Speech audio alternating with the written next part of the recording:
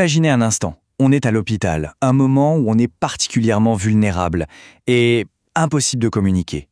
C'est ça, le combat quotidien est souvent totalement invisible des patients sourds.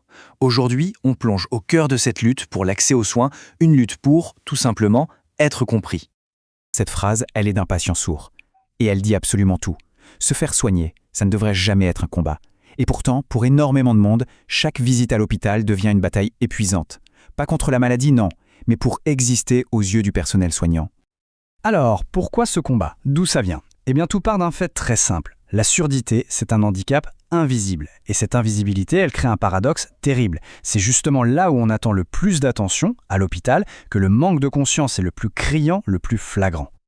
Et attention, il ne faut pas croire que ça ne concerne qu'une poignée de personnes. Regardez ce chiffre. 423 000, c'est le nombre de personnes concernées rien qu'en Belgique francophone. C'est une ville entière qui, chaque jour, se heurte à un véritable mur de silence dans notre système de santé. Mais concrètement, qu'est-ce que ça veut dire, cette invisibilité? Eh bien, ça transforme un simple parcours de soins en une authentique course d'obstacles. Et la première haie à sauter, elle se présente bien avant même d'arriver dans le cabinet du médecin. Allez, suivons un peu le parcours. Déjà, impossible de téléphoner pour prendre un rendez-vous. Une fois à l'accueil, le masque empêche de lire sur les lèvres. Ensuite, dans la salle d'attente, on appelle un nom, mais bien sûr, on ne l'entend pas. Chaque étape, qui nous semble anodine à nous, devient une source d'angoisse et d'isolement. Mais pour vraiment saisir le défi, il faut se débarrasser d'une idée reçue.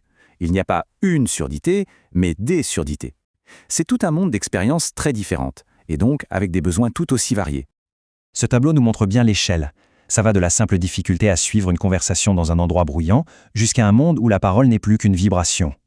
Comprendre ça, c'est la première étape pour comprendre qu'il n'y a pas de solution unique. On entend souvent dire « mais ils peuvent lire sur les lèvres ». Alors ça, c'est un mythe. Regardez bien ce chiffre, 30 à 45%. C'est tout ce qui est réellement perçu. Tout le reste, c'est de la pure déduction, de la devinette. Imaginez baser un diagnostic médical sur une devinette. C'est non seulement épuisant, mais c'est surtout dangereux. Et la véritable solution pour beaucoup, c'est la LSFB, la langue des signes de Belgique francophone. Et attention, ce n'est pas juste du français avec les mains, non, c'est une langue complète, avec sa propre grammaire, sa propre syntaxe, sa propre culture. Sa reconnaissance officielle en 2003, ce n'est pas qu'un symbole, c'est l'affirmation d'un droit fondamental à communiquer dans sa langue. Maintenant, passons au choc. Le choc entre ce que la loi est censée garantir et ce que les patients vivent tous les jours. Il y a un fossé énorme entre les droits sur le papier et la réalité du terrain. Alors, que dit la loi? En théorie, tout est clair. La Belgique a ratifié la Convention de l'ONU qui garantit l'égalité d'accès. Mais la réalité, illustrée par ce rapport d'UNIA, c'est un véritable échec systémique. Le décalage est tout simplement abyssal. Ce chiffre, il résume tout. 70%. 70%. Ça veut dire que pour un patient sourd, en entrant dans un hôpital au hasard, il y a plus de 2 chances sur 3 de tomber sur une structure qui est totalement, mais alors totalement impréparée. Ce n'est pas un accident, c'est la norme. Et le plus inquiétant, c'est que ça ne s'améliore pas. Et cette négligence, elle a une conséquence directe et mesurable. Regardez l'écart entre ces deux barres. C'est le gouffre entre l'expérience d'un patient entendant et celle d'un patient sourd. Passer de 7,5 à 6,2, c'est la différence entre une expérience satisfaisante et une expérience médiocre, pour un service qui est pourtant vital.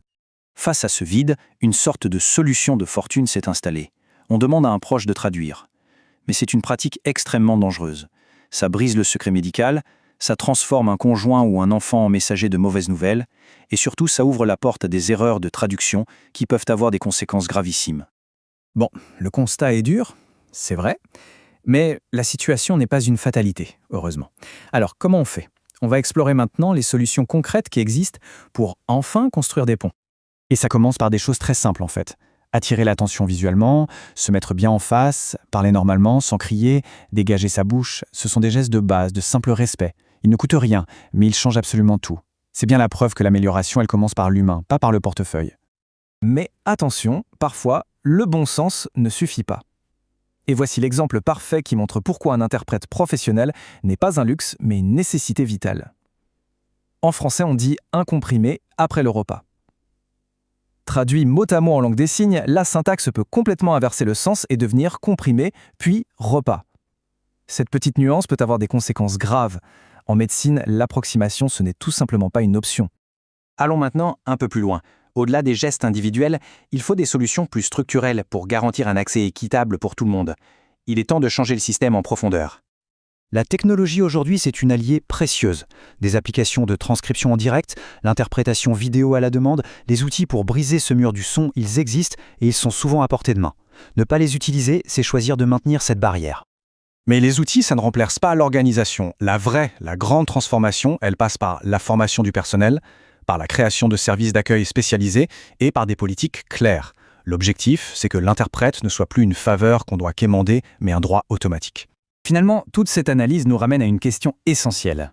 Et si, au-delà des lois, au-delà de la technologie, le remède à l'invisibilité était tout simplement une meilleure conversation? L'effort de vraiment voir l'autre et de trouver le moyen de se parler. C'est peut-être là que se trouve la véritable clé.